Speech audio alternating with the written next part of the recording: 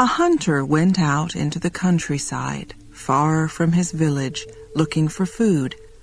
After many hours he was sitting by his fire, eating the meat of the animal he had killed, when he noticed two eyes watching him from the bushes. The hunter picked up his knife, stood, and asked, "Who are you?" A wildcat then appeared. "I am Boaji," the cat said. "I can see that your skill has brought you a good day's kill. I'm afraid I haven't had such good luck, and I'm very hungry.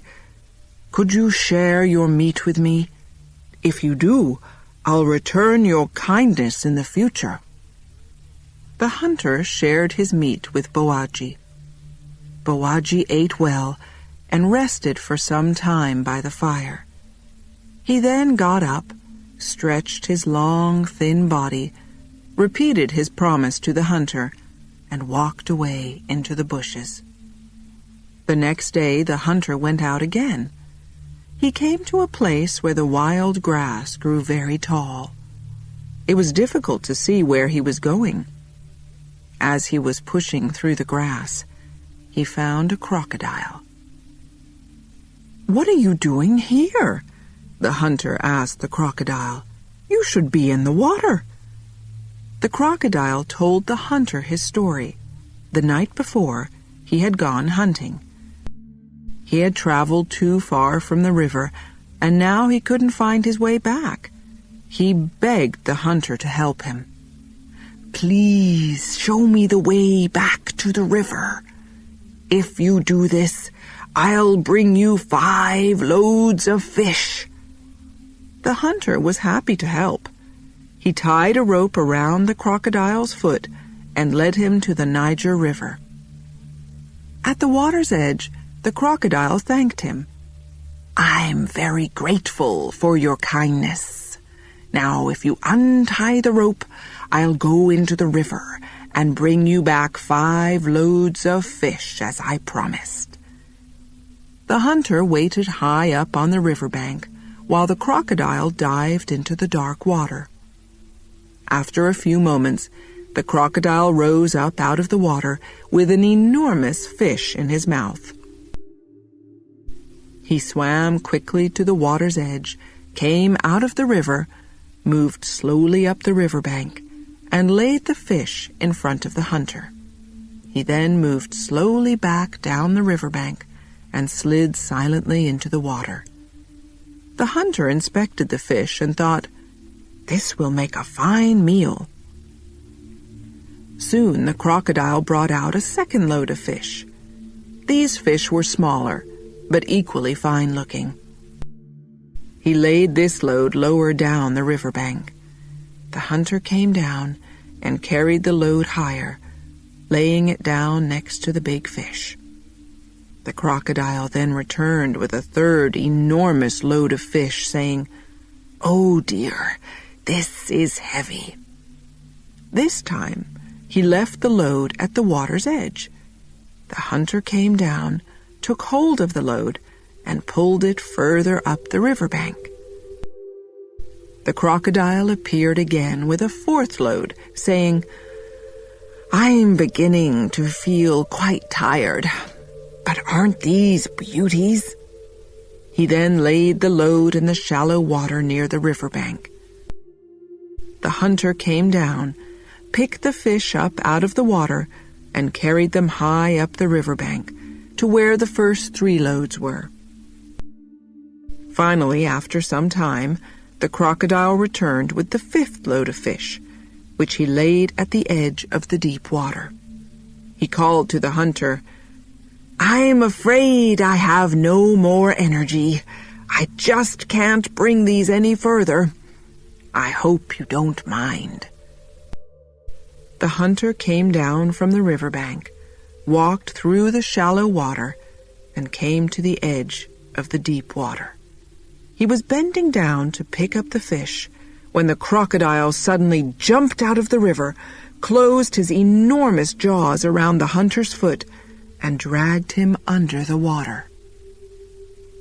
The crocodile raced through the water to his brother crocodiles, who were lying on a small island in the middle of the river. He called to his friends that he had caught a hunter for their dinner and invited them all to come and enjoy the meal. Crocodiles suddenly appeared from every side and crowded round the hunter, moving their heads and tails from side to side and making hungry noises. "Wait!" shouted the hunter. "I helped your friend. He lost his way and I helped him. And now he's going to eat me. I ask you, is this fair?" The crocodiles replied, "Let's see if it's fair. You must get 4 opinions on this question, and then we'll decide." Just then, an asubi, a colored mat, floated down the river. It was old and torn. The hunter shouted to the asubi, "Asubi, please help me." "What's wrong?" the mat shouted back.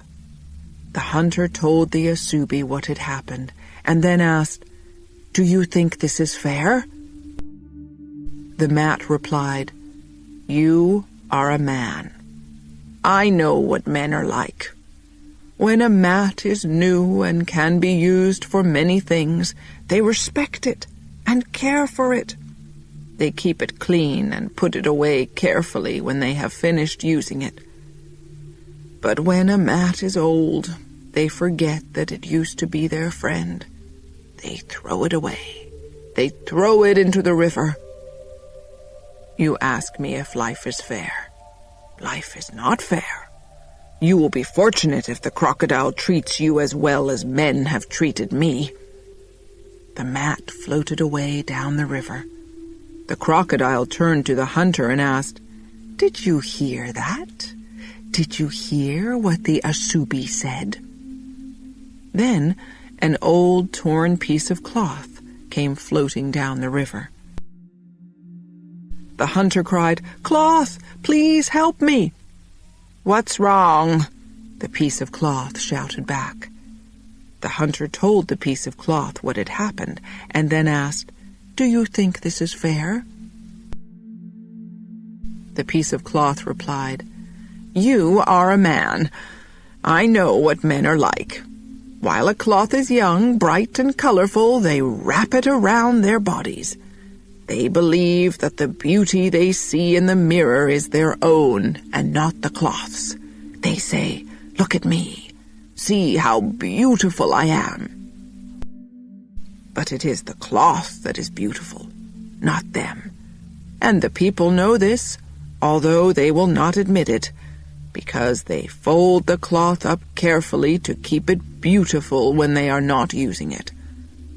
But as soon as the cloth is old, they forget how it used to make them beautiful.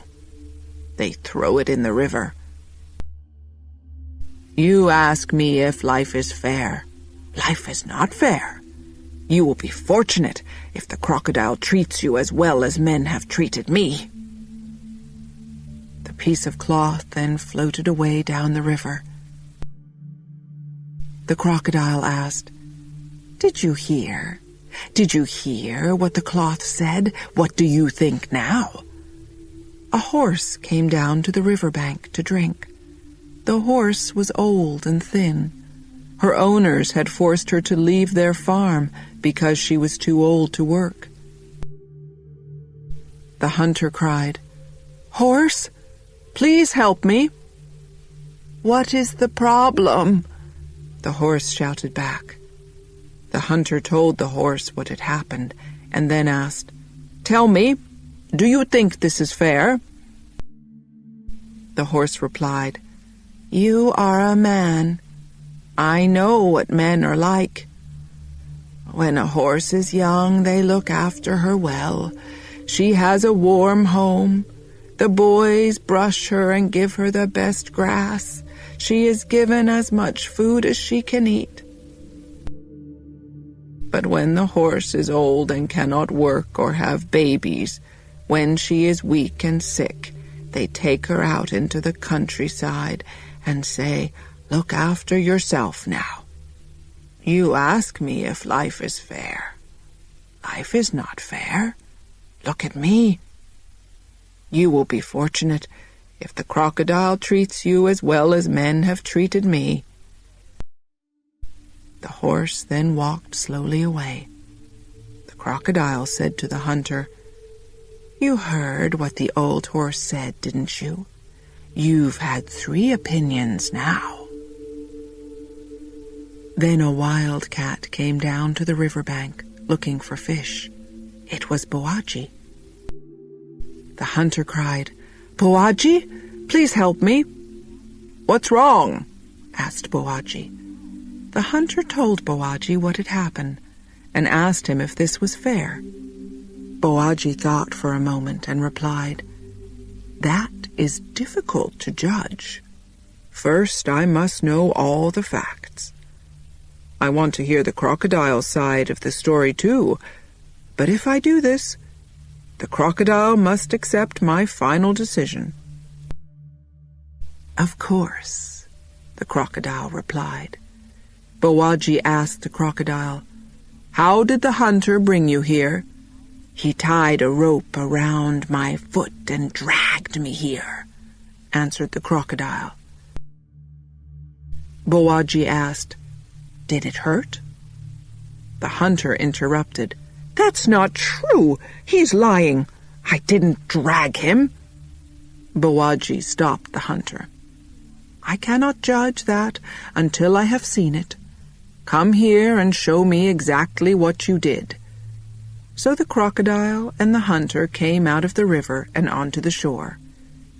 Bowagi told the hunter to tie the rope around the crocodile's foot, exactly as he had done before. The hunter did this.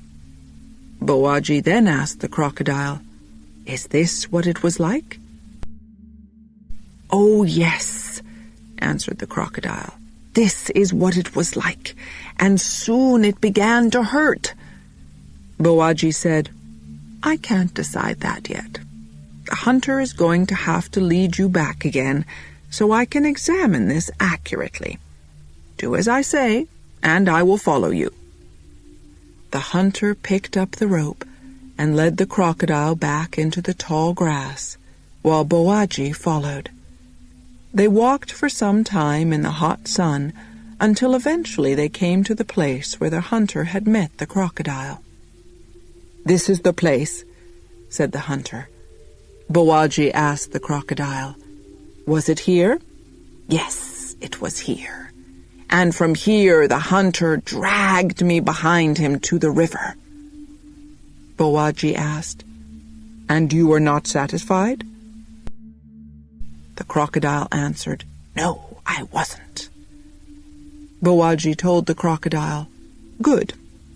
You punished the hunter for hurting you by dragging him into the river. So now this argument is finished. To avoid more quarrels of this kind, the hunter must untie the rope and leave you here in the tall grass. This is my decision." "What?" shouted the crocodile angrily.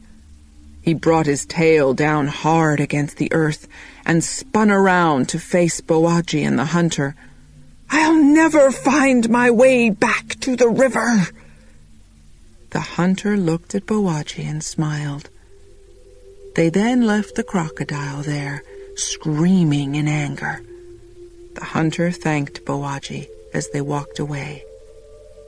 The time comes when everyone is treated as he has treated others.